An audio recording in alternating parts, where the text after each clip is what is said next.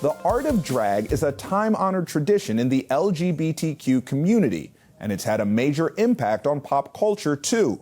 But performances have been targeted in recent years by right-wing extremists and now some lawmakers. Columnist Christopher Muther joined me to discuss this story, along with local drag queen Missy Steak.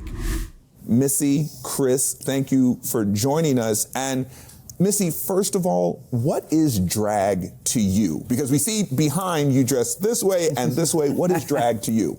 Well, hi.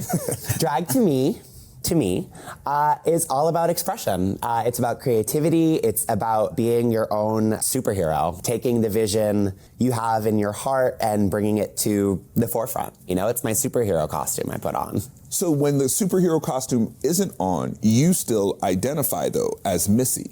Of course. I mean, I'm a public performer, a public persona. So when I'm in the public sphere, I do still go by Missy Steak, and I use she, her pronouns. Kind of like how Lady Gaga, real name Stephanie Germanata, is always Lady Gaga in public, because that's her public persona that she gives to you. Everything else is mine. So then, with this public persona that you have given, how have you been persecuted? Well, I unfortunately had the distinct pleasure of being a national news article due to my involvement at the Newton North High School. They had a To Be Glad Day, and I was invited along with several other LGBT professionals to speak and kind of tell my story about the job I do. So then the backlash that you got, what was it? It was a response to things that these people unfortunately made up in their heads. Maybe they had some idea as to what, again, drag is that they didn't know. I mean, what world are you living in?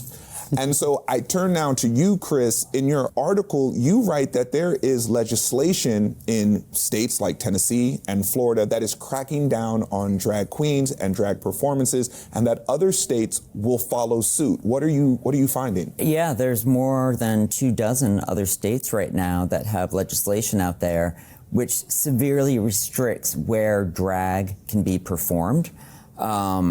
Tennessee actually passed a law, and a federal judge just deemed it unconstitutional, which is fantastic. Florida passed a law a couple of weeks ago, and so far that one's still standing, although there are lawsuits against it. But the idea that conservatives have been trying to drill into people's heads, and this started with sort of extremists, sort of hate groups, and has since moved to sort of more mainstream conservatism, is that, as Missy was saying, that this is some idea of grooming children, of showing children something sexual, whereas it's sort of like, pardon me, it's like a clown going into a library. Like, there's bright colors, there's glitter. But what's happened is that it's an easy sort of almost gateway for conservatives to sort of scare people into saying, these drag queens are going to turn your children trans. Let's speak to the possible hypocrisy, and I will ask it to you two in this way. Tom Hanks, bosom buddies. Robin Williams, rest in peace, Mrs. Doubtfire. Martin Lawrence, Big Mama's House. We have seen depictions of drag that go as far back as Tony Curtis. Right. So what then is this issue? Why now? A lot of those depictions one might not call flattering. The drag is kind of the butt of the joke in many of those movies, as much as I love lots of them. When we're a joke, it's fine, but we have things like RuPaul's Drag Race or the progression of trans rights, which, like you said, there is a deliberate misinformation and a blurring of things to be able to attack trans people through any sort of drag controversy they can. But when we see trans people and we see drag queens being positive figures, being role models, being strong, finding self-purpose, it's scary, when they can't laugh at us, sometimes that confusion leads them to different places. And unfortunately, it's often hate. I understand that sentiment. The other side, a parent could say, is why do you need to dress in drag? What is the purpose? To which you would say, it's a job. My favorite response to all of those memes. Again, gay kids exist. I'm not entering a space and making children queer.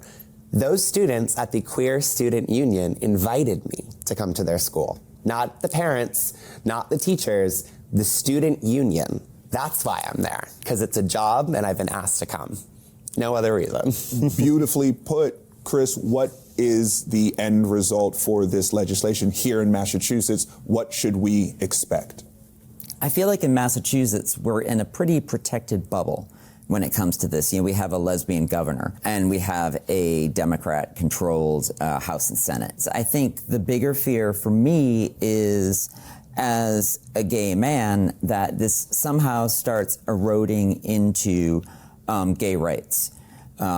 It's sort of like the start of first trans, then drag. It's like look for people, things who are different, scare the majority with misinformation, and sort of go from there. So that's, you know, my fear is more of a national, and also just for the safety of people. When you have hate groups out there saying drag is bad, these people are bad, drag queens are then in danger. Boston Globe reporter Chris Muther, drag queen Missy Steak, thank you so much for joining us. Thank you for having me, and go tip your local drag queen.